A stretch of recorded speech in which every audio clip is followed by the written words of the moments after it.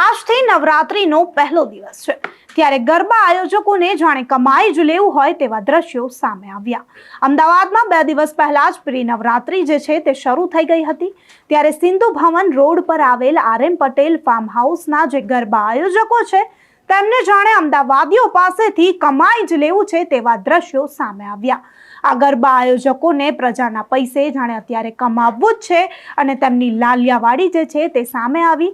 જે ગ્રાઉન્ડની કેપેસિટી હતી તેના કરતાં પણ વધારે પાસ જે છે તે ગરબા આયોજકોએ લોકોમાં વહેંચી દીધા।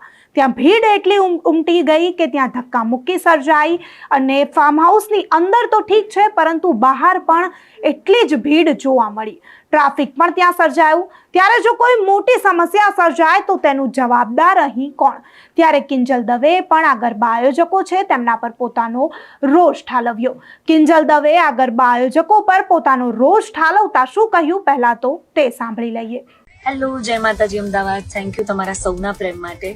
ગઈકાલના ઇવેન્ટના એક્સપિરિયન્સ પરથી બસ મારે એક વાત કરવી છે આપ સૌને અને સ્પેશિયલી ગરબા ઓર્ગેનાઇઝર્સને કે તમે માંગો એટલા રૂપિયા આપીને પબ્લિક એમના મનગમતા આર્ટિસ્ટમાં આવે છે અને આર્ટિસ્ટ અને એમના મ્યુઝિશિયન્સ એમના ફેન્સને એમના જે ચાહકો છે એમને રાજી કરવા માટે બહુ મહેનત કરતા હોય છે કારણ કે એ લોકો થકી જ અમે છીએ અને મેનેજમેન્ટના લીધે કે ઓર્ગેનાઇઝર્સના મિસમેનેજમેન્ટના લીધે જ્યારે અમારા ફેન્સને તકલીફ પડે છે ત્યારે અમને પણ દુઃખ થાય છે બીકોઝ કોઈના પણ પૈસા ઝાડ પર નથી ઉગતા ગાઈસ।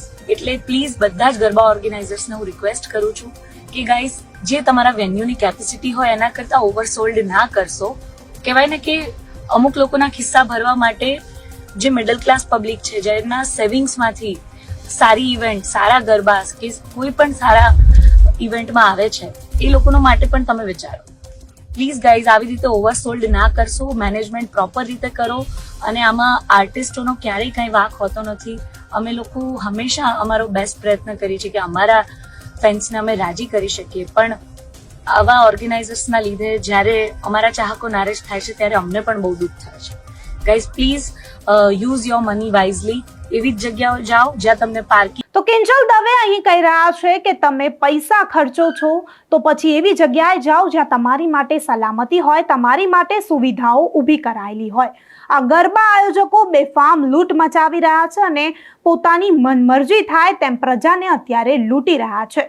જો કોઈ મધ્યમ વર્ગના લોકો પોતાના પૈસા ખર્ચી ગરબા રમવા જાય છે તો તેમને પૂરતી સુવિધાઓ તો મળવી જ જોઈએ તેવું કિંજલ દવે કહી રહ્યા છે અને આ ગરબા આયોજકો જે બેફામ લૂંટ મચાવી રહ્યા છે તેના પર પોતાનો રોષ પણ અહીં કિંજલ દવે જે છે તે ઠાલવી રહ્યા છે।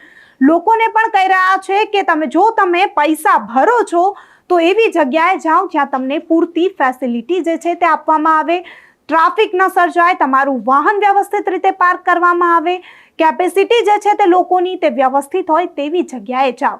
ત્યારે ગરબા આયોજકો જે છે તે 9 દિવસ જાણે તેમને પ્રજા પાસેથી કમાઈ જ લેવું છે અને લાલિયાવાડી આચરતા હોય તેવા દ્રશ્યો અત્યારે સોશિયલ મીડિયામાં ખૂબ જ વાયરલ થઈ રહ્યા છે। તો આપણે જે રીતે જોયું કે RM પટેલ ફાર્મ હાઉસમાં જેટલી ગ્રાઉન્ડની કેપેસિટી છે તેના કરતાં પણ બમણા લોકોને પાસ વહેંચી દેવામાં આવ્યા। અહીંયા લાગી રહ્યું છે કે આયોજકોની લાલિયાવાડી અને આયોજકોએ નિયમો અને શરતો નેવે મૂકી દીધા છે। જાણે 9 દિવસ તેમને પ્રજા પાસેથી કમાઈ જ લેવું છે તેવું લાગી રહ્યું છે।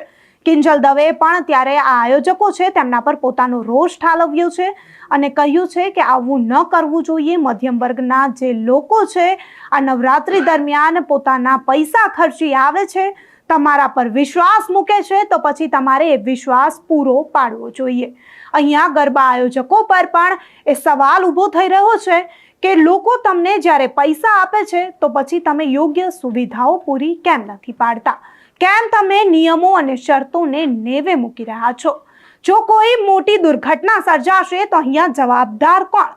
હર્ષ સંઘવી પણ અવારનવાર કહે છે, તેમણે પણ જે છે ટાઈમ લિમિટ અત્યારે વધારી દીધી છે, સવારના 5 વાગ્યા સુધીનો જે છે તેમણે સમય વધાર્યો છે।